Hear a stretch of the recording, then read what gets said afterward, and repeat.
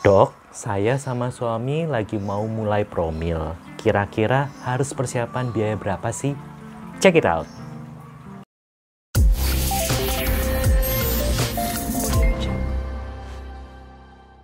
Ya, salam andrologi. Halo, balik lagi sama saya, Dr. Seso, di kelas andrologi. Nah, saya absen dulu ya. Pastikan kamu semua sudah ikuti kelas andrologi dan nyalakan lonceng notifikasinya. Udah atau belum? Ayo buruan. Dan ikutin terus kelas ini sampai selesai, karena nanti akan saya absen lagi.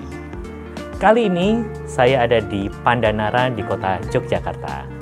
Hari ini saya akan membahas mengenai apa sih persiapan selama promil, pemeriksaannya, serta biayanya.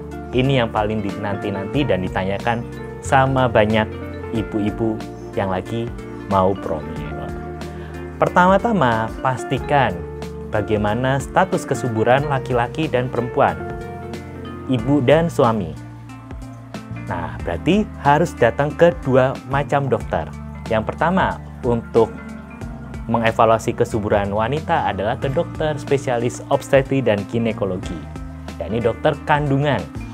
Nah, biasanya silakan datang di mens hari kedua atau hari ketiga. Pemeriksaan awal itu. Untuk apa?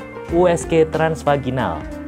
Melihat bagaimana kondisi indung telur, lalu rahim, dan juga saluran telur. Nah, USG transvaginal ini biayanya berapa? Semuanya bervariasi. Kira-kira antara 75.000 hingga 125.000. Nah, biasanya akan diminta untuk datang lagi di mens hari ke-10 untuk melihat bagaimana perkembangan sel telur. Nah, USG lagi, nanti biayanya sama, sekitar 75.000 hingga 125.000. Untuk konsultasi dengan dokter spesialis obstetri dan ginekologi, kisaran 100 hingga 150.000, tergantung rumah sakit. Jadi dihitung ya, kira-kira butuh biaya berapa untuk pemeriksaan standar.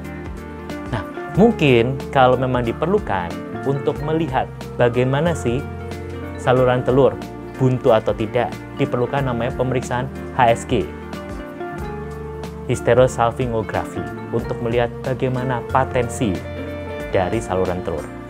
Biayanya antara 700.000 hingga 1 juta rupiah. Dicatat ya.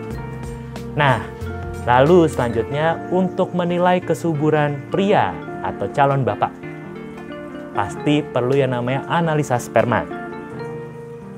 Analisa sperma atau analisa cairan mani diperlukan 2 kali dengan jarak antara cek sperma pertama dan kedua adalah sekitar 2 hingga 3 minggu atau 4 minggu. Perlu 2 kali. Kenapa? Karena sperma itu fluktuatif.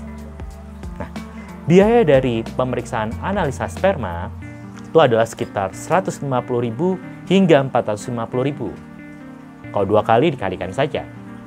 Nah, setelah ada hasil analisa sperma, jangan sungkan, kalau bingung segera konsultasikan dengan dokter yang tepat. Dokter spesialis andrologi, yakni dokter spesialis khusus kesuburan laki-laki. Lalu biaya konsultasinya berapa sih dok? Murah kok, antara 100 hingga 150.000. Nah, itu yang pemeriksaan standar ya. Lalu selanjutnya biasa diberikan obat-obatan, vitamin, suplemen untuk penyuburan laki-laki dan wanita. Kisarannya macam-macam, tergantung ya. Standar vitamin E, asam folat, vitamin D juga bisa, vitamin C, macam-macam. Nah, tadi sudah saya jelaskan pemeriksaan standar yang lagi mau promil. Nah, jadi bisa dihitung-hitung kira-kira biaya berapa yang diperlukan. Nah, selanjutnya kalau butuh pemeriksaan lebih lanjut, nanti tonton di video selanjutnya.